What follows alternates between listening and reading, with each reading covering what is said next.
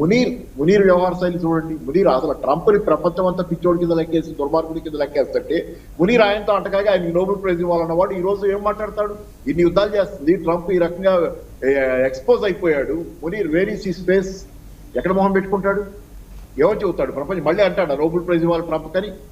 వెరీసి పాకిస్తాన్ లో జనాలే అమెరికాకి వ్యతిరేకంగా అమెరికా ఎంబసీ మీదకి వెళ్ళాలని చెప్పడం వాళ్ళు అలాంటి సపోర్ట్ చేయకపోయినా వాళ్లే తిరగబడి జనాలు వెళ్తుంటే వేరీస్ మునీర్? పాకిస్తాన్ జనాలే అమెరికాకి వ్యతిరేకంగా ఉన్నారు. అమెరికాలో మునీర్ అనే ఆర్మీ చీఫ్ అతని చేతిలో పెట్టుకుని ఇట్లాంటి కార్యక్రమాలు చేయడం.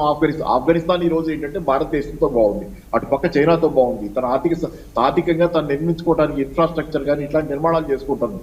చుట్టుపక్కల సాధ్యమైనంత కాశ్మీర్ లో కూడా వేలు పెట్టని పరిస్థితి, సాధ్యమైనంత అందరితో బాగుండే ప్రయత్నం చేస్తుంటే అది నచ్చట్లా అమెరికాకి. అందుకని ఈ గేమ్ అంతా అమెరికా ఆడిస్తున్న గేము. మునీర్ లాంటి వాళ్ళతో పాకిస్తాన్ లో అమెరికా ఆడిస్తున్న ట్రంప్ అదంటే దాన్ని అది నిర్మించుకోవటం కానీ ఆర్థికంగా అది నిలబట్టం కానీ ఇష్టం లేక ఈ రోజు ఈ యుద్ధం జరుగుతుందని నేను అనుకుంటున్నాను.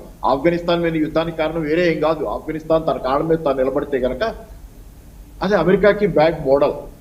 దాని మీద ఆ యుద్ధం జరగడం అనేది పాకిస్తాన్ చేస్తున్న యుద్ధం కాదు, అమెరికా ప్రేరేపిత పాక్ యుద్ధం.